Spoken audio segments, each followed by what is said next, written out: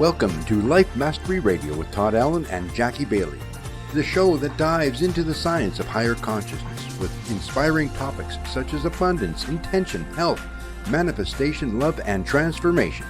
Join Todd, Jackie, and their guests of leading authors, speakers, coaches, and entrepreneurs weekly at 10 a.m. Pacific. Learn to live a peaceful life with intentional mastery. It's all right here with stories and messages to support your well-being and most evocative dreams. Now, here's your hosts, Todd and Jackie.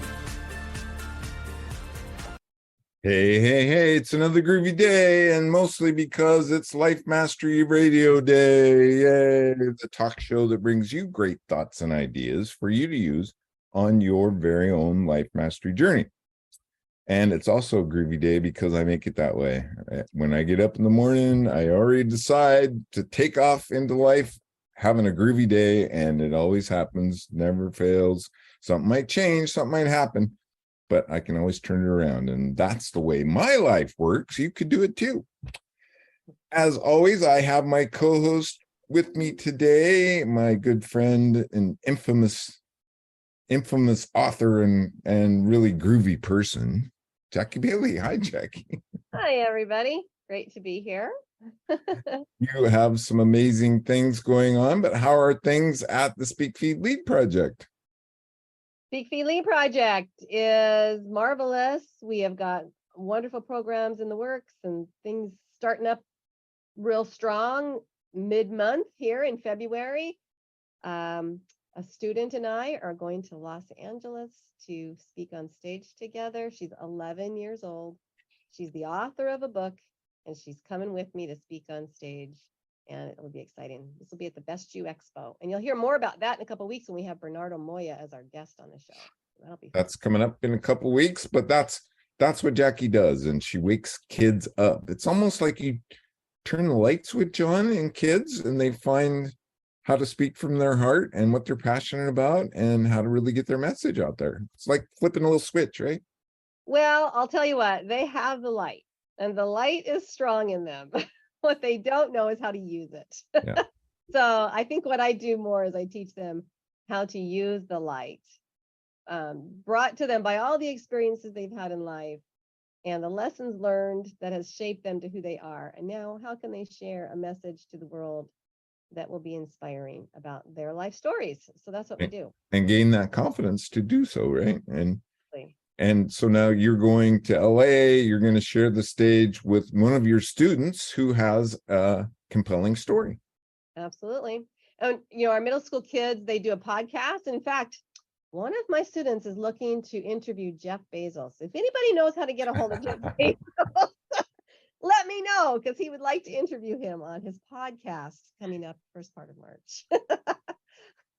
Putting it out there. That's the way you do it. We're putting it out there. I want to remind our listeners today's show page is at www.lifemasteryradio.com.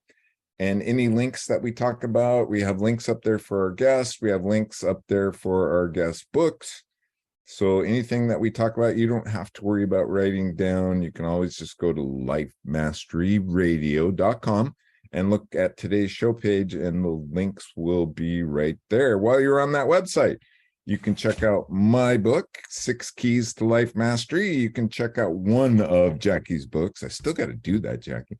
Remind me, send me an email, say, put the rest of my books up on the website. Anyway, Self-Centered Leadership, which was her first book, is up there. The links to Amazon are all right there. And while you're surfing around on our website, you can sign up for our newsletter. Our newsletter goes out once a week. Jackie creates it.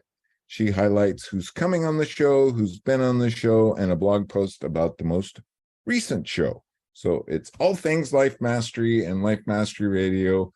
And, Jackie and I just bring you great content that from up and coming leaders who are on their own edge of their own becoming, and they're holding their hand out to you for you to come along with them and figure some things out. So Jackie and I introduce you to some great tools for you to use on your very own life mastery journey.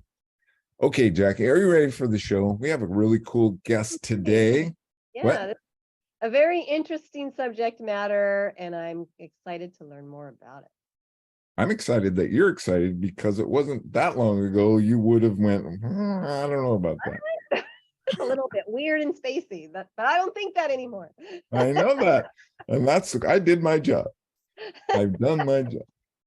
Our guest today is Lisa Barnett, and she is an internationally recognized author, teacher, and healer with more than 30 years experience in the spiritual healing forum. Lisa found herself in the mid-1990s being intimately summoned by the Akashic Masters to share their personal insights into her life and those of her clients. Lisa shares with her students the unconditional love, guidance, and wisdom that comes from the masters of the Akashic Records. She accesses this wisdom with ease through sacred prayers given to her by the Akashic Lords. She teaches these prayers and energy healing tools to her students to create their own personal Akashic Record connection. Recently, another book has come out of Lisa into the world, and it's called Your Soul Has a Plan. Awaken to your life purpose through your Akashic Records. And in this book, Lisa teaches what a soul plan is, how to identify and heal trauma, influence the path of your influence of past lives and soul families, how to release confusion and realign with your soul plan, what karmic patterns are and how they support your soul growth, and how to move forward with purpose by embracing your soul gifts and talents. Oh, boy, she's an up and comer, I'll tell you, and world renowned. Hi, Lisa. How are you today, my friend?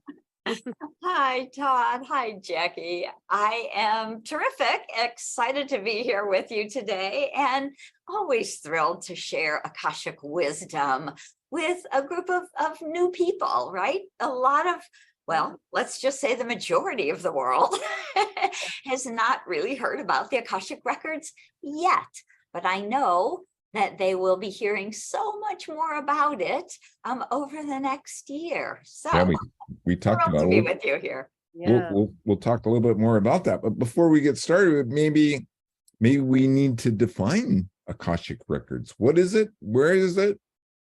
Great idea. So the Akashic Records are the recording of your soul's journey through all time-space continuum.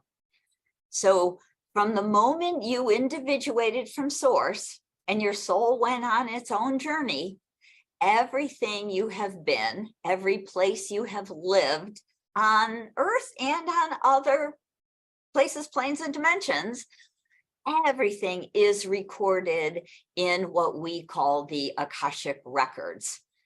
So you can imagine it like a library. I always like the image, when GoPro came out and people started strapping a video camera on their head, and shooting skiing and scuba diving and all sorts of very cool stuff. Well, if you imagine that you had a GoPro strapped to your head always, everything being recorded, and then every night it's uploaded into the cloud. Yeah.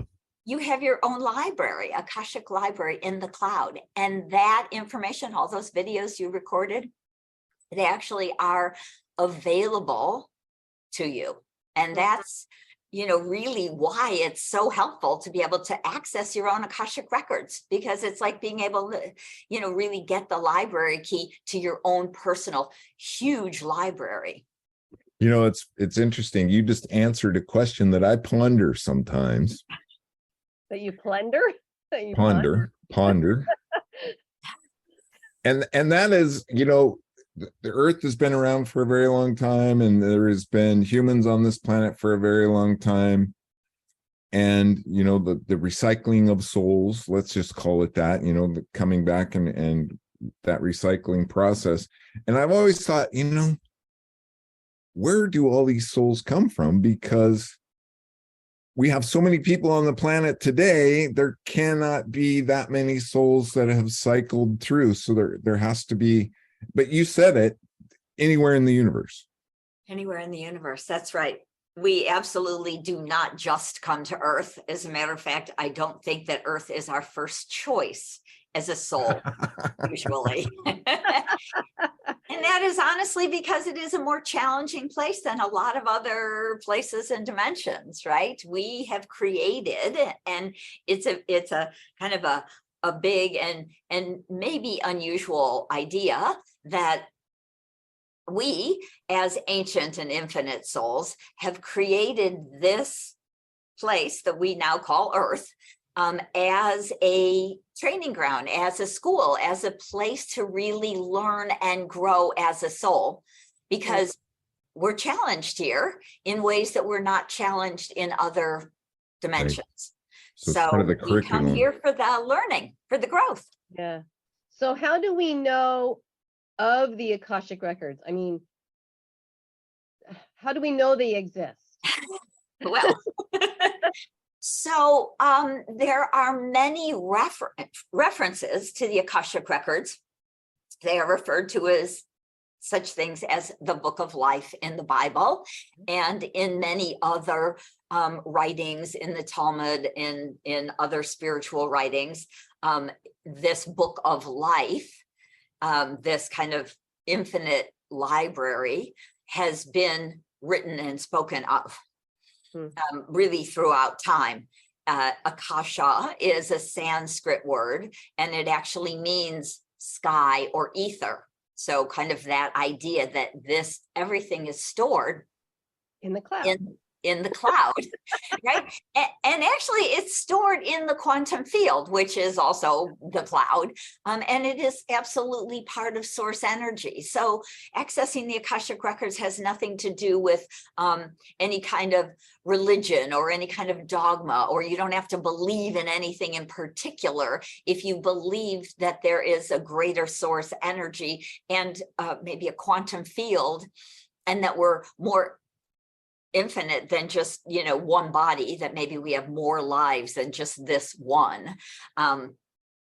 It's easy to start to open your mind to access some of this kind of bigger, more expansive information. So how do we benefit if we have access to open our record? How would a person benefit by being able to see that record? Well, let me just say that my newest book is actually all about that, right? Okay. So your soul has a plan.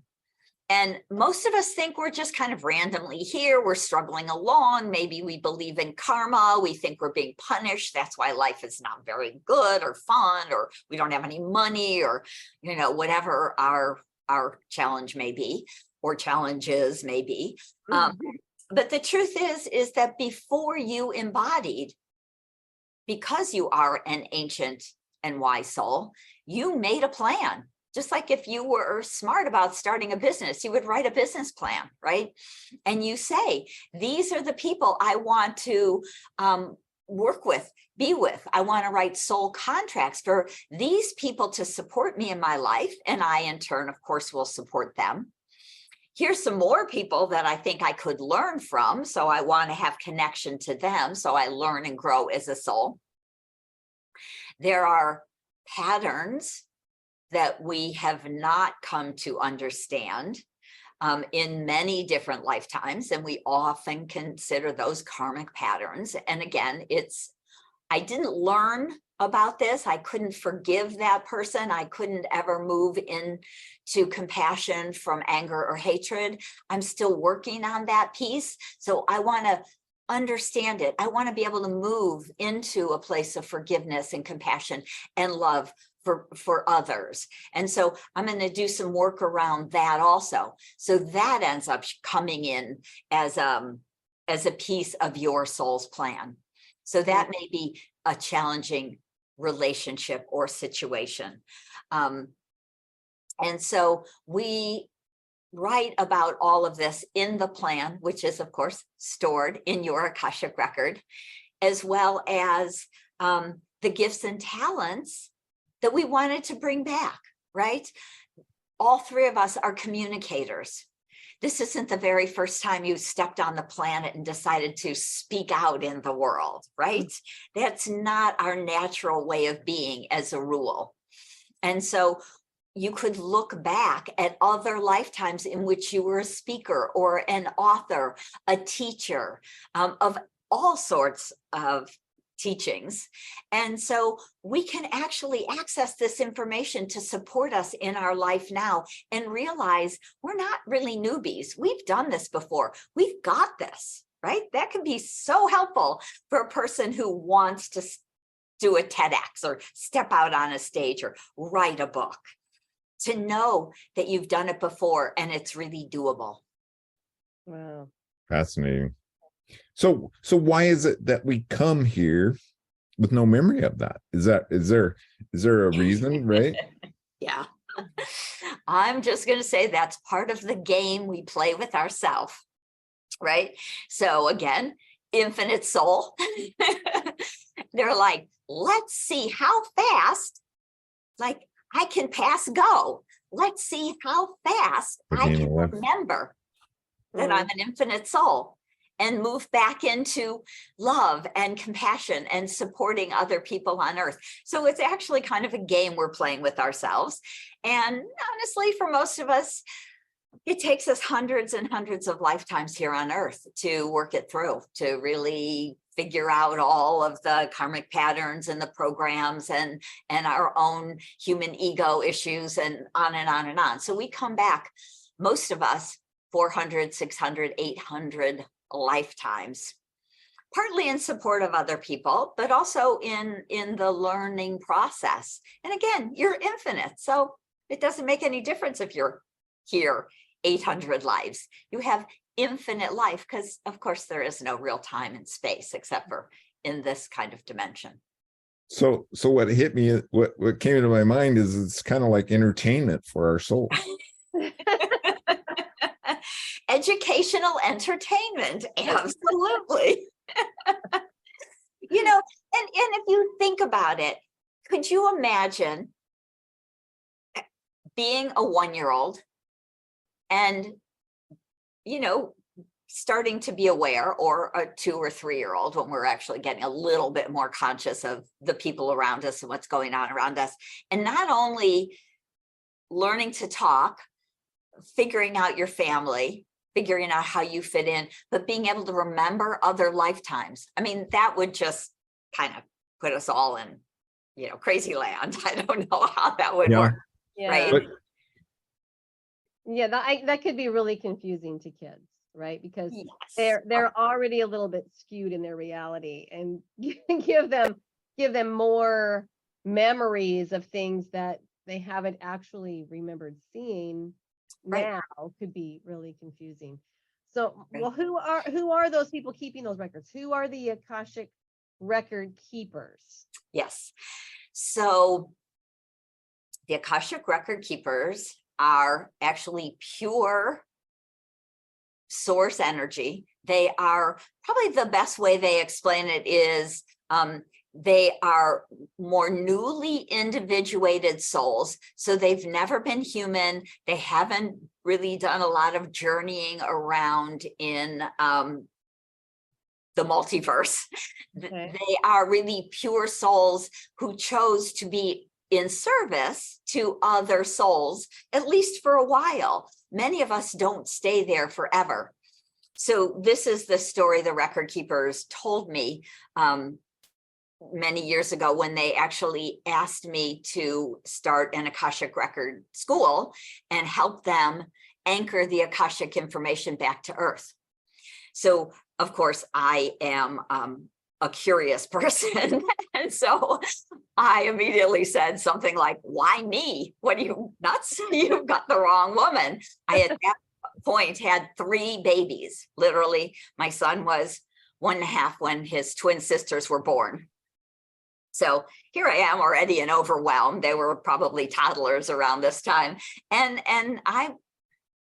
I'll kind of go back one more step, which was I was actually born awake. So when I was 3 years old, I could remember being an etheric soul, not embodied, And I realized I was actually trapped back in a physical body. And I wasn't particularly happy about it. I used to tell my mother I wanted to go home. I wanted to go back. I didn't really want to do this. Wow. And of course, Mom thought I was a little nuts.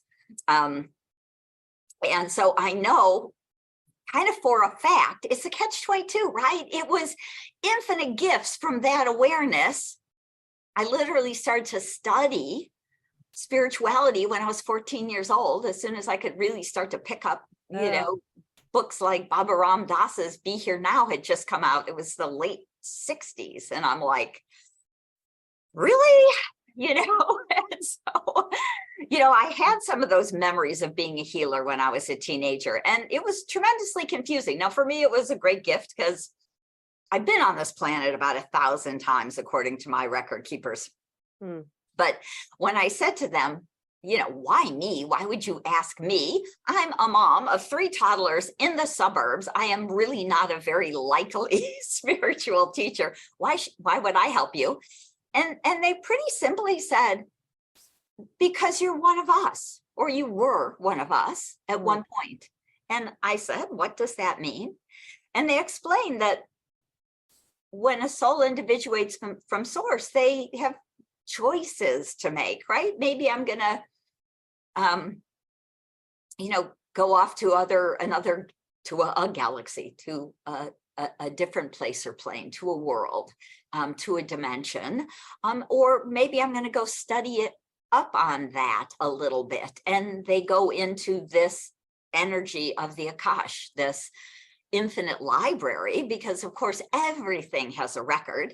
Everyone has their own personal Akashic record, but there's records of science and records of planets and records of family groups and, records of everything. And so they said that I was a Akashic Record Keeper until I decided at some point to go on a more physical journey, go on into other places, planes, and dimensions, and eventually here on Earth. So their answer was, you can hear us, you can feel us, you can channel us. And so we would appreciate your help. And what I'm hearing you say, I was just going to say, I think what you're saying, Lisa, is really profound, is that we've had choices. We are here by choice. Yes. Yeah. Yeah. No matter how tough life gets, it's nice to know that, hey, we're here because we chose to be here right now. Absolutely. And your soul planned the good and, the bad and the ugly. Honestly, we made that plan because we said, I'm going to be born into that abusive family because, one, I know life is so short in the infinite reality, and I want to understand abuse and I want to help end it on the planet. So what the record keepers tell me is that there are millions of light workers, and those are really the only difference between a light worker and any other human is that we've actually probably been consciously doing and holding the energy for a longer amount of time than most people on the planet. But everyone has the ability to wake up, to become more conscious, to hold a higher vibrational energy and hold more light. That's literally what that means. And so we chose to be born into challenging families, to end abuse on the planet, to help to rebalance divine feminine and divine masculine energy for the world, to bring balance of all kinds back to the world between men and women and all races and all species, honestly. And so we wrote these very complex soul plans to be of service to humanity and to our own soul, to do our own work and to share our own gifts. And we are always at choice. Wow, that's cool. Fascinating. So our plan is set, and you teach people how to tap into that. Is it that they go and read the plan, or is it that they go and feel the plan, hear the plan? How does that work? Yeah. So 2 things. Your soul plan is written, but never in stone. So I just want it's set, but kind of a little loosely, right? That was another question that I had, because we all have choice, right? And that person's choice might affect my choice, and that might not be part of the plan, right? Absolutely. So we have free will. So we're just an interesting dichotomy, right? We are like, we write a plan and we have free will. So many of us are just running on free will. And some of us are really kind of more conscious, maybe more connected to their soul, more connected to their higher self, more connected to their plan. So the plan is a guideline, right? This is really what you wanted to do. And then, of course, we have amnesia, so we don't remember it. But when we learn to access the Akashic records, because again, we're very unique, there's a variety of clairs, right? We have clairvoyance, clairsentience, claircognizance, clairaudience. And so everyone really receives information a little bit differently, right? There's no one set way. Many people feel that they're much more clairsentient. I personally have kind of a blend of clairvoyance, which I always laugh and say my clairvoyance needs glasses because I get a Stigmatism. right. Yeah. I get a little out of focus snapshot, but it's enough, right? I get what that, fuzzy picture is. I sometimes often will kind of hear, but again, clairaudience, many people think if you hear a voice, it's going to be a big booming voice from outside, and it almost never is. Mhm. It's usually a voice in your head, sounds like you. And the subtlety, and again, this is part of what I teach in my classes, there is a subtlety, and it is about really the message. We realize as we start to get messages from the record keepers that they're different from what we think, right? So we get clairaudient messages, and often they just are very subtle, and we have to start to differentiate them. And the claircognizant is kind of a heartfelt knowingness. It's just, I know that. I can't explain why I know that, but I do, right? And to me, there is a great depth of profound information and wisdom in that claircognizance. And I would venture to say most of us ignore it because we can't prove it, right? So we go, I just know it. I don't know how, so I'm not going to tell anybody. Right. So we start to receive the information in a variety of ways. Accessing your Akashic records is a practice, right? Not really a magic bullet for most of us. And so I teach a 5-step wisdom prayer system to give people the guidelines, the steps, the access keys to open the records and move into the vibration, the healing prayers to help to clear and release some of the energies that block us. I teach a variety of short guided visualizations that are tools to help people make it easier to access their own Akashic records. And we start with a conversation, and most of us start by asking the record keepers those questions that, those burning questions that each of us have and that are different, right? Mm-hmm. And so it might be why the heck did I pick this family? Or it might be, what is my purpose? Am I supposed to start this business? Am I really an author or a teacher or whatever it might be for you? So we all, because we are those ancient, unique souls, we access the information and ask different types of questions. But that's, again, part of what I teach my students in my 16-hour workshop is how to ask questions to go deeper, how to get more information, and also how to start to clear and release the soul contracts or the karmic patterns that no longer serve you. Right. So let me make sure it's not that we have the ability to go and view the entire plan, but it's through our questioning and our pondering that we would receive an indication of right or wrong, or the answer. Did I get it right? Yeah. Yes, absolutely. So you might go in to your records, Todd, and maybe the first questions you want to ask is about the soul contracts you wrote with people.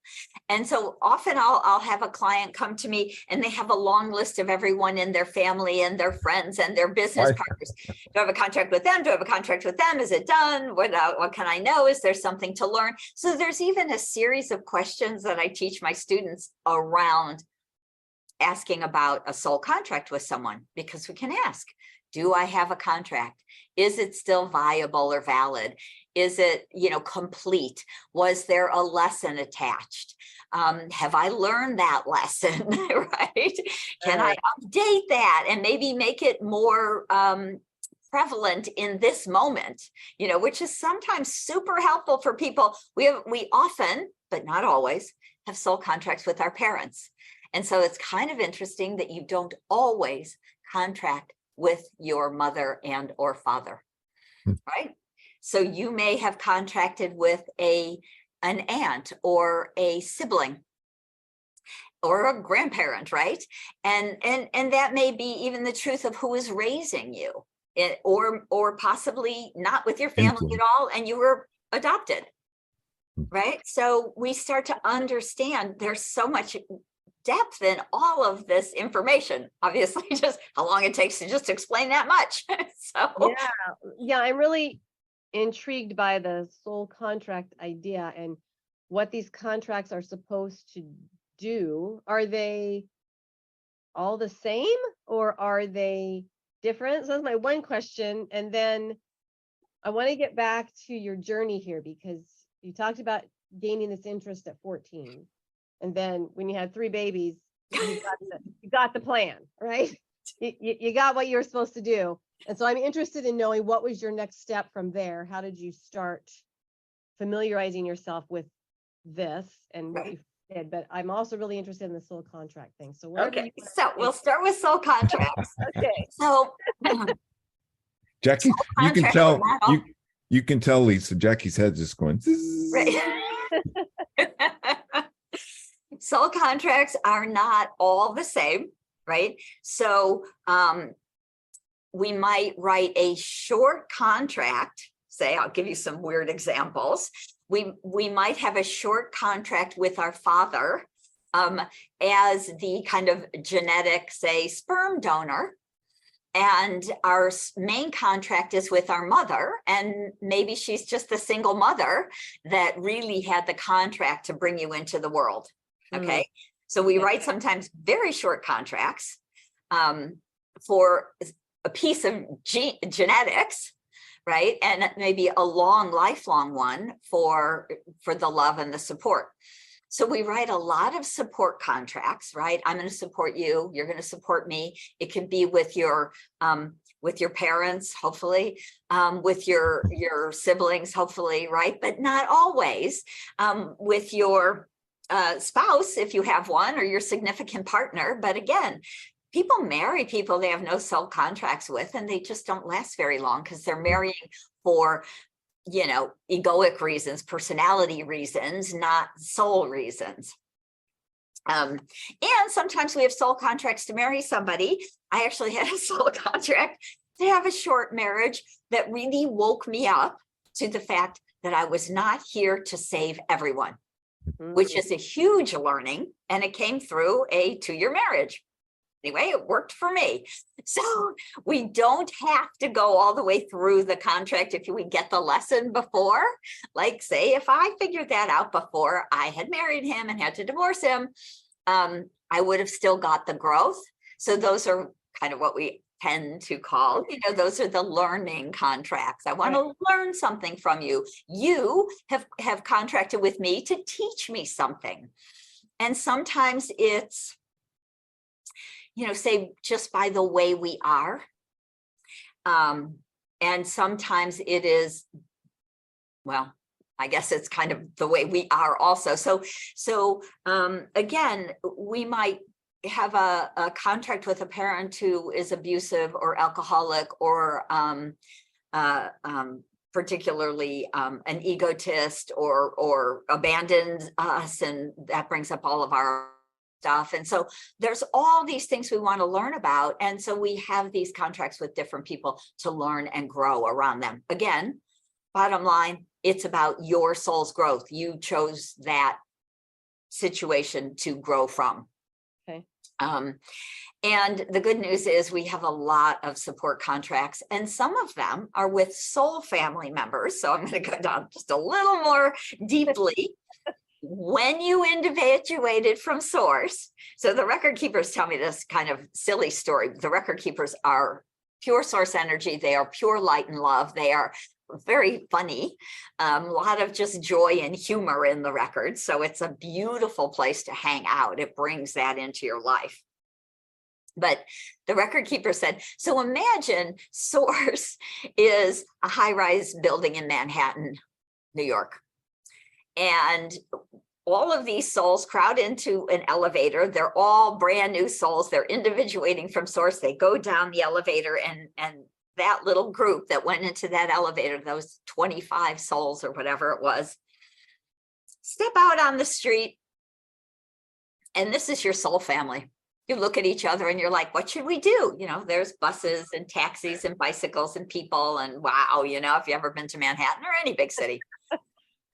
Right. So someone might, you know, yeah, imagine, you know, you might jump in a taxi and head to the airport and off you go to another galaxy. Or, you know, my soul family decided to go check it out, walking down the street in Manhattan, a couple blocks in. We're like, wow, look at that building. That's not tall, but it's a whole city block, square block, right? Let's go check that out. And there we are in the Akashic Record, right? We're in the New York City Library, and we start checking it out and starting to learn things and starting to research. And some of us, not all of us, because we're a group, we don't have to do everything together. Some may go on, and many will stay and become record keepers. And then eventually, after we've gone through the ranks, we've shelved the books. We're just the newbie beings of light. And then we start to be the Akashic teachers. There is a hierarchy in the Akashic records. So then we're the teachers, and maybe we're reading to the children and helping people to find the books they're looking for. Maybe we're in the research library and we're teaching people about researching, and maybe we're in the university aspect of the library. And so then eventually we become maybe the higher up, the Akashic masters, and they are now a little more overseers. Maybe they're running the library and they're less hands-on, but they get the overview and the big picture of this library and how to help people when they're ready to go deeper into their research. And then the Akashic Lords, that would be kind of like the city maybe, who doesn't continue to deal with the regular people who are coming in the library. So there is a hierarchy there, which is interesting, because I've learned this because when the record keepers ask me to write another book, it's the Akashic Lords.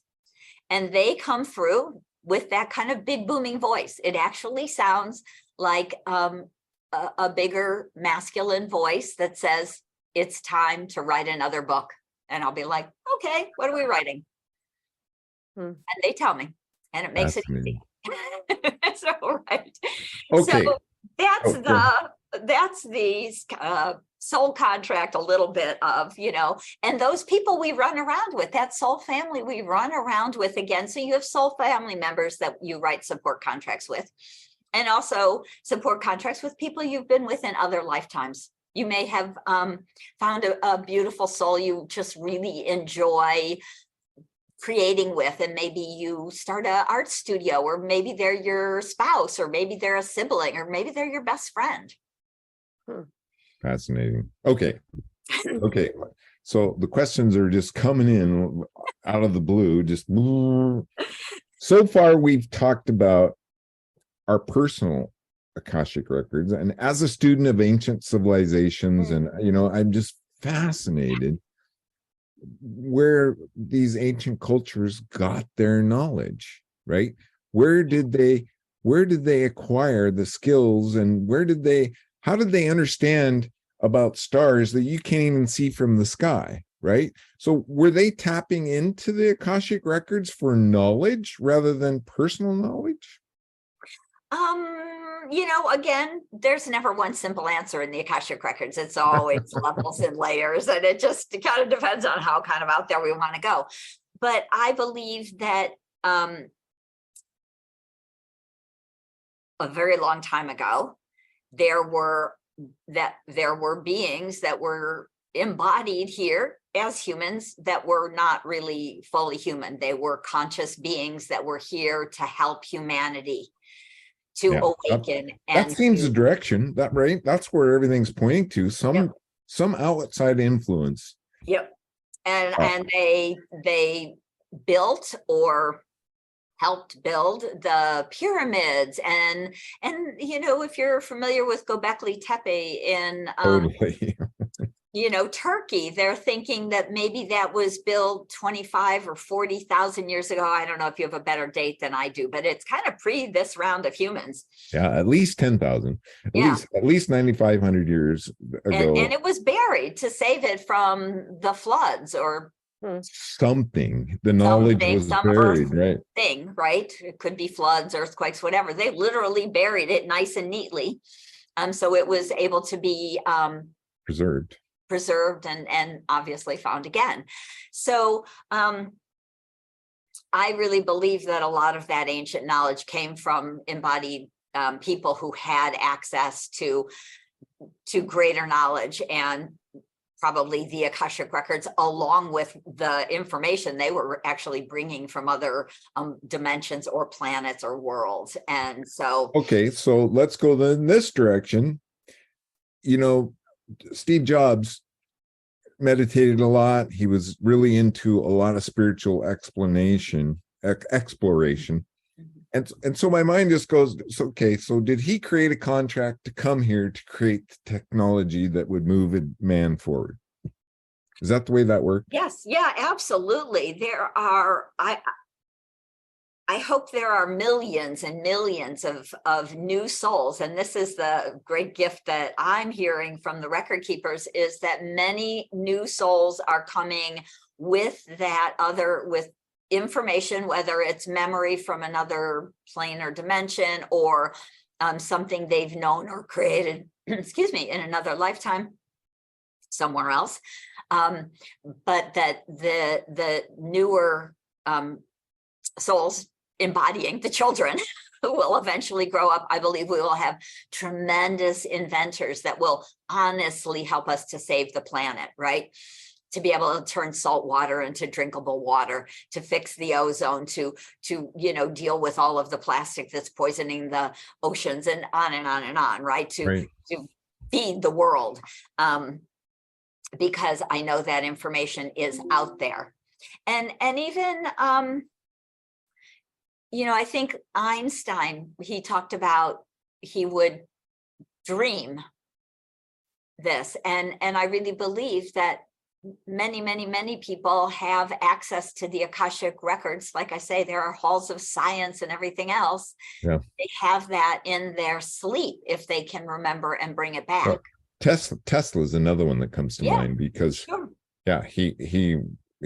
he just tapped into something, right? Like Steve Jobs and like Einstein, they had the ability, and their mind, like a transceiver, was able to really receive and transmit information. And it's just fascinating. It blows me away. Right. And those souls are coming back again and again, right? So they may be coming back in, a new body, or because we're fascinating souls, that we can be in more than one body at a time, right? There is no time and space. And so if you can imagine that, history is not actually linear. It's part of the quantum field. So it's a ball of energy. It's not a linear line of energy. So I have thousands of lifetimes going on all at the same time. Just most of them are not here on Earth, right? Right. And most of us can't really wrap our brains around it, even as much of that and of the quantum field that I hang out in, because to me, the possibility in the Akashic field is that I go into the quantum field for a client. When I open their records, I'm in their Akashic record information and the quantum field. So I can literally kind of pick out trauma from what we call other lifetimes that are stopping or blocking them and heal it and kind of put it back healed, and it becomes healed in the body now. So there's a humongous healing effect of being able to work in the quantum field through the Akashic records. And it's very, very powerful and amazing to see this with my my clients that I do readings and healing sessions with. Wow. Yeah. Now, in your book, there are some prayers and exercises. Is that the way that someone who doesn't know yet how to access the records can begin? Is that what those are there for? Right, absolutely. So basically, Your Soul Has a Plan is about just educating people to help everyone start to move the victimhood and I'm stuck in this and there's nothing I can do, to wake people up that you made the plan and this is how it works. You wrote soul contracts and those are your relationships. You wanted to learn and grow. So these are challenges in your life, right? You wanted to have a purpose. We actually have purposes, many purposes. And so we actually are bringing gifts and talents that we've honed in other lifetimes here to access and use again in this life. And so it really helps people who are not familiar to start to understand, because just having that understanding makes it so much easier than to actually go into your Akashic records and already have a little bit of a lay of the land when the record keepers start to say, that's a soul contract that you wrote from 500 years ago and it's not complete and you came to complete it with this soul again. At least you have a little history, a little understanding about the Akashic records and your soul plan. So it's a great place to start. It is Fascinating. Well, ladies, we only have about 5 minutes left, and I know, Lisa, that you have an instruction or a place where people can go. Entice me why I should explore that. I have a couple of things, Todd. So we talked about my book, and I would love to give everyone who's interested and curious 4 free Akashic gifts if you're interested in getting the book. So I know that will be in the show notes and blog. So there's quite a bit of information that will help you also go deeper into the Akashic records. But I also teach people to access their own Akashic records. And I do that in my upcoming course, which starts February 27th, 2023. And it's a 8-session online workshop, 2 hours session. So we meet on Mondays and Wednesdays for 4 weeks. And virtually, I teach you right? virtually, right? Online through Zoom. And I teach you my 5-step wisdom prayer system and literally the steps to open and access your Akashic records. And in that program, like I was saying a little bit earlier, I teach you 7 healing prayers to start to heal and clear some of the blocks that have been created in your life. I teach you a variety of tools I've channeled from the Akashic Masters, like being able to call back your energy, to be able to literally be the sovereign of your body, which helps you to align to your higher self, your Akashic records, and live the life that your soul desires, right? Being the sovereign is like a huge first step in on a spiritual path. And so I teach you how to ask questions I even give you 31 wonderful questions to ask in your Akashic records. So we do exercises and processes, and I do healing with the group, and I answer your questions. And so I hold your hand for literally 16 hours of live online training with me to bring you into your Akashic records, so you can start to create that life that your soul has planned and your heart desires. Okay, so I know you worked with many people, and maybe you could give us an example on somebody's return of investment, right? What changed in their world? Obviously, your life changed, but do you have like an example of somebody read the book or worked with themselves or worked with you? Well, after doing about 10,000 readings, I probably have a million examples. Let me just, I was working actually with a businessman who contacts me every about 6 months, and he wants to check in with his Akashic record and his soul plan and make sure that this business he's buying or that business that he thinks he should be selling is in alignment with his soul and his soul plan. And he literally uses me to assist him to access that. And he's done very, very well, and now is building a couple of wineries that are on land that has really crystal in the soil, and I believe it will be a very powerful sort of healing wine. So that's one simple example. I've had thousands of people who have taken my workshops, and by understanding their soul plan, by starting to use the healing tools I teach, they have really shifted the trajectory of their life to start to, write that book, be that healer, start their business, sometimes leave their marriage or marry that person they weren't sure about, right? So all of the information is not just information. There is great depth and wisdom from the Akashic Record Keepers. There is profound unconditional love of source that starts to transform our energy field with love, and that starts to transform your life. So it's transformational, and like I say, it is a tool for life. It is not a magic bullet. It's not something you do once. I mean, a lot of people come to me for one reading, and I can heal a lot of stuff in an hour, let me say. And that can be super helpful. And people write me, we're like, oh my God, I feel so much better. I'm so much lighter. I don't have that dark cloud hanging over me. I can now go on and go off and do what I've wanted to do, but was so stuck and couldn't do, right? Whatever it was for them. Wow. And so it's very, very transformational in just so many ways. Cool. Lisa, I want to thank you for joining us today. I am amazed. Jackie, what do you think? Oh, thank you, Lisa. I've learned a lot, and I can't wait to learn more. So thank you for that, and I'm going to attend your program and read more into your book. I enjoyed so much what I did read, so I would advise everybody get the book. There's a lot to learn there. Yeah. Thank you again, Lisa. I hope you'll come back. Will you come back? I think there's a lot more that we can talk about.